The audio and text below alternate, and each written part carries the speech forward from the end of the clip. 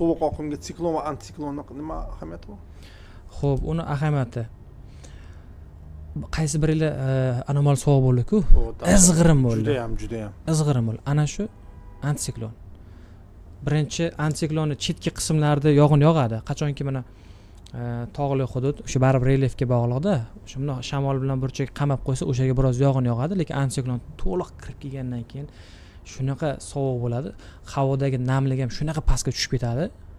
Namlik miqdori foizda o'lchanadi-ku, 5-10% tushib ketadi. Ham o'zi bir -15, tag'in namlik juda ham past. Qarabsizki, juda izg'irin sovuq. -15 dan -20 deb ta'sir qiladi odamga. Ha. Bu yerda his qilish degan so'z bor. Ruschada ощущение deydi. Temperatura. Mana shu narsani eslatib o'tishim kerak.